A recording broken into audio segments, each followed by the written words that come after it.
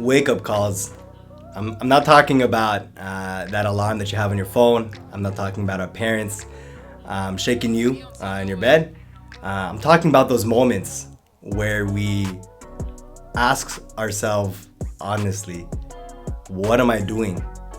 Where am I going? Like, are things going to continue to be the way they are? And in today's readings for the third Sunday of Lent, we hear a lot about these wake-up calls. We witness them.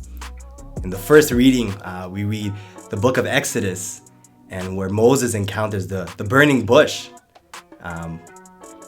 where God reveals to him that you are going to be the one to free my people, to free the Israelites. And Moses encounters this through a burning bush, and he's questioning this for sure. And we see that wake-up call, that question of, what am I doing? Is this going to continue happening this way? Can I change? Where am I going? In the second reading, we hear about the same Israelites in the desert, and they're relying on God's grace, water, manna, and yet still they decide to turn away from God at a certain point, and that generation was destined to not see the Holy Land, the Promised Land. And today, in today's Holy Gospel, we hear the Galileans, they come to Jesus, they come to Christ, and they say, look, Jesus, here are these people who have been slaughtered by Pilate. Or look, Jesus, look at these people who have been killed by this falling tower. Is it because they're really bad sinners? Like, are they really, like, they're really just bad guys, and because of that, is that why? And Jesus Christ, he doesn't even really answer that question. He just looks at them and tells them, like, that's not the issue here, Don't compare yourselves with them. Repent. In fact, we see him say no and repent twice. He says it twice in the Holy Gospel.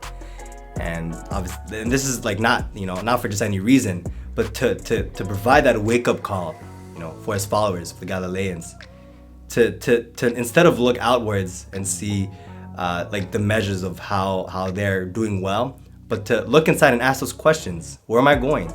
Why am I here? Is everything going to continue the way it is, or can I change? Now, brothers and sisters, on this third Sunday of Lent, I invite you to treat this season of Lent, this liturgical season of Lent, as a wake-up call. Again, not like referring to things that, like to wake up on time, or being waking up by someone else or your parents, but as a real wake-up call to look at ourselves and question, where am I going? Like, why am I doing what I'm doing? And can I change? And as we know from Jesus Christ in today's gospel, he says, yes, we can change. We hear the parable of the fig tree, and the gardeners and then the people around are like, are we going to cut this down? There is no fruit coming from this after, 3 years? And yet, they're to leave the fig tree for one more year and put some, I think it's manure or fertilizer around it in order for it to grow. And then we'll see if it bears fruit.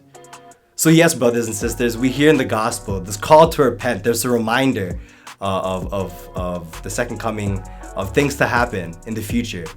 But we are also reminded that the Lord is merciful and he does give us second chances. So again, brothers and sisters, treat this season as a wake-up call and as a second chance.